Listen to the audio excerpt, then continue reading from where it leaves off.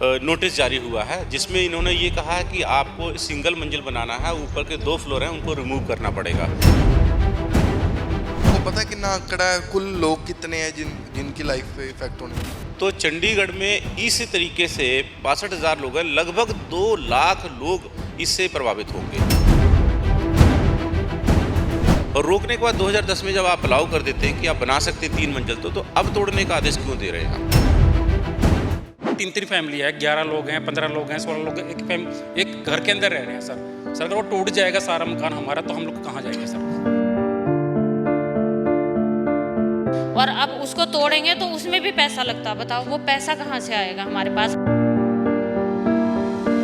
मेहनत की कमाई से जिन्हें पहली मंजिल या दूसरी मंजिल बनाई है, उन लोगों का क्या होगा? फर्स्ट फ्लोर और सेकंड फ्लोर है, तो उसको भी तोड़ने के लिए ऑर्डर दिए हुए हैं। ਸਤਿ ਸ਼੍ਰੀ ਅਕਾਲ, ਮਾਈ ਪੰਜਾਬੀ ਟੀਵੀ ਦੇਖ ਰਹੇ ਹੋ ਤੁਸੀਂ ਤੇ ਮੈਂ ਹਾਂ ਜੈ ਵਰਮਾ। ਚੰਡੀਗੜ੍ਹ ਪ੍ਰਸ਼ਾਸਨ ਵੱਲੋਂ ਇੱਕ ਨੋਟਿਸ ਜਿਹੜਾ ਜਾਰੀ ਕੀਤਾ ਗਿਆ ਉਸ ਹਾਊਸਿੰਗ ਬੋਰਡ ਫਲੈਟਸ ਨੂੰ ਲੈ ਕੇ, ਜਿਹੜੇ ਗਰਾਊਂਡ ਫਲੋਰ ਦੇ ਉੱਤੇ ਪਹਿਲਾ ਫਲੋਰ ਹੈ, ਦੂਜਾ ਫਲੋਰ ਬਣਿਆ ਹੋਇਆ, ਉਸ ਨੂੰ ਰਿਮੂਵ ਕਰਨ ਦੇ ਨਿਰਦੇਸ਼ ਜਿਹੜੇ ਨੇ ਉਹ ਚੰਡੀਗੜ੍ਹ ਪ੍ਰਸ਼ਾਸਨ ਵੱਲੋਂ ਦਿੱਤੇ ਗਏ ਨੇ। ਪਰ ਕਿਤੇ ਨਾ ਕਿਤੇ ਇਸ ਨੂੰ ਲੈ ਕੇ ਪ੍ਰੋਟੈਸਟ ਵੀ ਹੋ ਰਿਹਾ ਔਰ ਕਈ ਲੋਕਾਂ ਦਾ ਇਹ ਵੀ ਕਹਿਣਾ ਹੈ ਕਿ ਅਗਰ ਇਹ ਫਸਟ ਔਰ ਸੈਕਿੰਡ ਫਲੋਰ ਜਿਹੜਾ ਹੈਗਾ ਉਹਦੇ ਵਿੱਚ ਰਿਮੂਵ ਕੀਤਾ ਜਾਏਗਾ ਤਾਂ ਹਜ਼ਾਰਾਂ ਲੋਕੀ ਜਿਹੜੇ ਨੇ ਉਹਨਾਂ ਦੇ ਉੱਤੇ ਪ੍ਰਭਾਵ ਪਏਗਾ ਤੇ ਹਜ਼ਾਰਾਂ ਪੀੜਿਤ ਲੋਕ ਜਿਹੜੇ ਨੇ ਉਹਨਾਂ ਦੀ ਰਹਿਣ 'ਤੇ ਕਾਫੀ ਇਹਦਾ ਪ੍ਰਭਾਵ ਪੈਣ ਵਾਲਾ ਹੈ। ਗੱਲਬਾਤ ਕਰ ਲੈਂਦੇ ਹਾਂ ਇਹਨਾਂ ਦੇ ਨਾਲ। ਸਰ, ਇੱਧਰ ਪਹੁੰਚੇ ਹੋ ਅੱਜ, ਕੀ ਕਹਿਣਾ ਚਾਹੁੰਦੇ ਹੋ? ਕਿਉਂਕਿ ਤੁਹਾਡੀ ਗੱਲਾਂ ਮੈਂ ਸੁਣ ਰਿਹਾ ਸੀ, ਤੁਸੀਂ ਕਹਿ ਰਹੇ ਕਿ ਚੰਡੀਗੜ੍ਹ ਦੇ ਵਿੱਚ ਹਜ਼ਾਰਾਂ ਲੋਕੀ ਜਿਹੜੇ ਨੇ ਅਗਰ ਫਸਟ ਤੇ ਸੈਕਿੰਡ ਫਲੋਰ ਰਿਮੂਵ ਕਰਾਉਣਗੇ ਤਾਂ ਹਜ਼ਾਰਾਂ ਲੋਕੀ पीड़ित हो सकते हैं। कुछ आंकड़ा हैगा थोड़े को? सर, मेरा नाम प्रेमपाल चौहान है, आपकी आवाज़ पार्टी का अध्यक्ष हूँ मैं। आज हम एडवाइजर साहब को मिलने आए थे राम दरबार की बेसिक समस्या को लेके। राम दरबार जैसे चंडीगढ़ में 62,000 मकान हैं, जो कि जिस पे प्रशासन का और हाउसिंग बोर्ड का जो नोटिस जारी हुआ है, जिसमें इन्होंने ये कहा है कि आपको सिंगल मंजिल बनाना है, ऊपर के 2 फ्लोर हैं उनको रिमूव करना पड़ेगा। ऐसे 27 लोग हैं जिनको मंजिल बनाना, मतलब कि ग्राउंड फ्लोर ही रखना रहेगा और ऊपर के जो फर्स्ट और सेकंड फ्लोर है उनको रिमूव करना पड़ेगा। तो चंडीगढ़ में इस तरीके से 62,000 लोग हैं, लगभग 2 लाख लोग इससे प्रभावित होंगे। पर नोटिस कितने फ्लैट्स को दिया गया? नोटिस पहले से चल रहे हैं सर, कंटिन्यू नोटिस चल रहे हैं, कल भी नोटिस गए हैं, नोटिस चल रहे हैं, लगातार चल रहे हैं। तो मैं बता रहा हूँ 62,000 लोग हैं जो इस कतार में आ चुके हैं। 62,000 लोगों के पास फ्लैट है या फिर कुल मिला के 62,000 फ्लैट? तो एक ही है ना, वो सभी पे काम करेगा ना, वो मेरे पे आप पे अकेले पे काम नहीं करेगा, वो सभी पे काम करेगा। 62,000 लोगों पे काम करेगा वो नोटिस। अगर एक को दिया वो सभी पे कानून तो एक ही बनेगा प्रशासन का। 2010 में प्रशासन ने अलाउ कर दिया था कि आप पहली और दूसरी मंजिल को बना सकते हैं। उसके बाद अब जो 23 में ये आदेश कर रहे हैं कि आप सिर्फ ग्राउंड फ्लोर को रखेंगे और ऊपर की मंजिलों को आपको रिमूव करना पड़ेगा। तो उससे पहले जो भी लोग इसमें टैक्स पे कर रहे थे या फिर अपनी मेहनत की कमाई से जिन्हें पहली मंजिल या दूसरी मंजिल बनाई है, उन लोगों का क्या होगा? अधिकारी कौन जवाब देगा उसके लिए? कि तब से अधिकारियों ने क्यों नहीं देखा कि अगर कोई ऊपर बना रहा है तो उसको रोका जाए? और रोकने के बाद 2010 में जब आप अलाउ कर देते हैं कि आप बना सकते हैं 3 मंजिल, तो अब तोड़ने का आदेश क्यों दे रहे हैं आप? तो ये तो प्रशासन सरासर। कितना आंकड़ा है आपको पता है? कितना आंकड़ा है, कुल लोग कितने हैं जिनकी लाइफ पे इफेक्ट होने वाला है? ये सर एक बहुत बड़ा तबका है, मतलब राम दरबार में कम से कम 2500 मकान तो राम दरबार में ही है सर, कम से कम वहाँ पे। और सर हम शुरू से वहाँ करीब 81 से 80 से 79 से हम लोग वहाँ रह रहे हैं। सिर्फ एक कमरा या किसी को खाली प्लॉट ही दिया गया था बना के। और हमने मतलब अपनी मेहनत से कर करके, मतलब फादर साहब ने, हम लोगों ने 3 मंजिल तक बनाया गया, मतलब सेकंड फ्लोर तक। और अब आके बोल रहे हैं कि नहीं, आप इनको ख़त्म करो। सर हमारी 3 फैमिली है, 11 लोग हैं, 15 लोग हैं, 16 लोग हैं, एक घर के अंदर रह रहे हैं सर। अगर वो टूट जाएगा सारा मकान हमारा, तो हम लोग कहाँ जाएंगे सर? कितना मुश्किल होगा अगर एक फर्स्ट और सेकंड फ्लोर रिमूव होता है जैसे ऑर्डर? मुश्किल होएगा अगर फर्स्ट और सेकंड फ्लोर अगर तोड़ेंगे आप, तो ग्राउंड फ्लोर बचेगा कहाँ? ऊपर से जो भी मलबा वगैरह या कुछ भी आएगा। और पता, बहुत मेहनत से बनाया, हमसे पूछो, बहुत ज़्यादा मेहनत लगी। और अब उसको तोड़ेंगे तो उसमें भी पैसा लगता, बताओ वो पैसा कहाँ से आएगा हमारे पास? हमने अपने बच्चों के पेट काट काट के ये मकान बना के खड़ा किया। तो ये बताओ कि क्या कहते हैं, अगर हम इसको तोड़ देंगे तो फिर जो ग्राउंड फ्लोर बचेगा तो वो कहाँ बचेगा? क्योंकि अगर हम ऊपर से तोड़ के लाएंगे तो नीचे ग्राउंड फ्लोर तो वैसे ही नहीं बचना, तो फिर बचेगा क्या? आप जॉब करते हो और आपकी फैमिली में कितने मेंबर हैं? मैं अकेली हूँ और क्या कहते हैं, मेरी मोबाइल छोटी सी रिपेयर शॉप है और 3 बच्चे हैं। मैं तलाकशुदा औरत हूँ। कितना मुश्किल लगता है आपको कि आपने भी वो पहली मंजिल बनाई हुई है?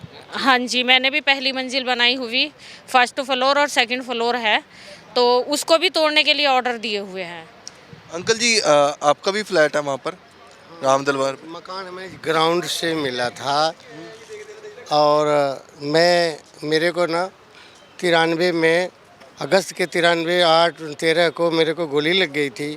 मैं मजबूर हो गया था। मेरी घर वाली एक मंजी पे लगा के टाफी गोली बच्चों को पालने के लिए किया था, किसी के एडवाइजिंग पर। थोड़े लोन लोन कहाँ लगी थी आप? गोली हमें KIP सिंह की गार्ड पे लगी थी। मैं पंजाब होम गार्ड की तरफ से तैनात रहा और मैं दिमागी और शारीरिक दोनों से परेशान रहा और मैं दुखी हालत में रहते हुए बच्चों को पालन का काम घरवाली करी। मेरा मकान कैंसिल कर दिया गया। अंग्रेजी में आता रहा, बच्चे अनपढ़ थे, छोटे थे, बच्चों की पढ़ाई नहीं हो सकी। मेरा बहुत ही ज़्यादा नुकसान हुआ है। बच्चे किसी तरीके से छोटा मोटा इनके उनके इधर उधर से काम करके दिहाड़ी लगा के अपने रहने जोगे बनाया है। अब उन मकान को मैं कैसे कहूँ अपने मुंह से कि तुम लोग यहाँ से जाओ। अगर वो हम लोगों अपनी तो हालात ही ऐसी है कि मैं निष्काम सेवा करते हुए, देश सेवा करते हुए, उग्रवाद के समय में मैं बहुत ट्रेनिंग करवाया होम गार्ड को और उनके साथ इतना मैंने काम किया और मेरे बुढ़ापा में कोई गवर्नमेंट की तरफ से पेंशन नहीं। अब मैं एक टाफी गोली लेकर के बच्चों के साथ अपना वो खा लेता हूँ, खिला लेता हूँ, खेल लेता हूँ। हमारा लाइफ ऐसे है। मेरा मकान परिवार मेरा 19 परिवार से हूँ। मैं क्या करूं, मैं कुछ समझ में नहीं आता है। दिमागी और शारीरिक कभी कभी तो मेरी हालत ही गड़बड़ हो जाती है। मैं बहुत सेंसलेस हो चुका हूं, मैं होपलेस भी हो चुका हूं और मेरी हालत बड़ी गंभीर है। मेरे बच्चे कितनी मेहनत से अपनी उम्र की कमाई लगा लगा कर किसी तरीके गुजारा अपना कर रहे हैं। बच्चों का प्रशासन ने न पढ़ाया, न कहीं उसको सर्विस नौकरी दिया, न कुछ कराया। झूठे वादे अफसरों ने कराया, बच्चों को एक कक्षा तक नहीं दिया। 5 साल में बेड पकड़ रहा। पेट की बीमारी है, शरीर की अन्य प्रकार की बीमारियों से मैं पीड़ित हूँ और इस हालात में मैंने जो 1200 लड़कों को ट्रेनिंग करवाया, पंजाब आर्मड पुलिस के साथ में VIP सिक्योरिटी के साथ में मैं जम करके ड्यूटी किया है। मेरा कहीं मिस्टेक नहीं है और मैं मुश्किल से 1.5 टांग से चला कर किसी तरीके से मेरी ड्यूटी वफादारी की रही है। कहीं से मेरे पास आमदनी का जरिया नहीं है। अब बच्चों के सहारे में पल रहा हूँ। अगर बच्चों को बिखेर देता हूँ तो मेरा अगला ज़िंदगी कैसे करेगी? मेरे मरने का साथ कौन देने वाला है? बिल्कुल बड़े सवाल ने आखिर दे विच बहुत ही की गंभीर स्नेह सवाल इन्होंने उठाए हैं कि इस उम्र में ये कहाँ जाएंगे। अगर ये अपने परिवार को अलग कर देते हैं, अपने बेटे को उस घर से निकाल देते हैं, तो इनका पालन पोषण कौन करेगा? बहुत ही दर्दनाक बात ये बता रहे हैं। इसको प्रशासन को गंभीरता से देखना होगा, नहीं तो हम लोग अपनी तरीके से आपकी आवाज़ पार्टी चंडीगढ़ में प्रशासन के खिलाफ। कितने हज़ार लोग हैं आप वहाँ पर राम दरबार में जिनको फ़र्क ये रिमूव होने से? जो 2500 मकान है सिर्फ राम दरबार का। ये पूरे चंडीगढ़ में, बार बार आपको बता रहा हूँ कि 62,000 मकान है पूरे शहर में। जो नोटिस हुआ वो सभी पे लागू होगा। आज 2500 लोगों पे है, वो सभी पे जाएगा नोटिस। तो ये चंडीगढ़ में 2 लाख लोग पीड़ित हैं इस चीज़ से और हम सभी के साथ खड़े हैं।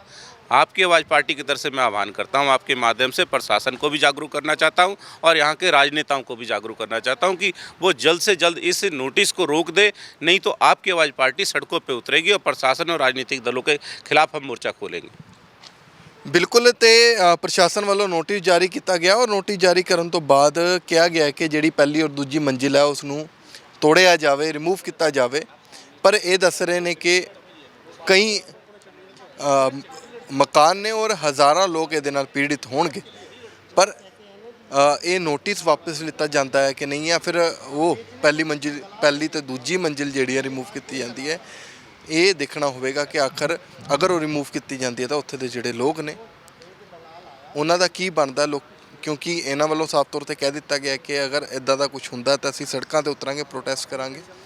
पर प्रोटेस्ट करन दे नाल देखना होगा कि नोटिस वापस हुंदा या फिर कई लोग जिहड़े ने उन्हां दी घर दी मंजिलां तोड़ीआं जाणगीआं। वीडियो जर्नलिस्ट जसवंत दे नाल ਮਾਈ ਪੰਜਾਬੀ ਟੀਵੀ ਚੰਡੀਗੜ੍ਹ।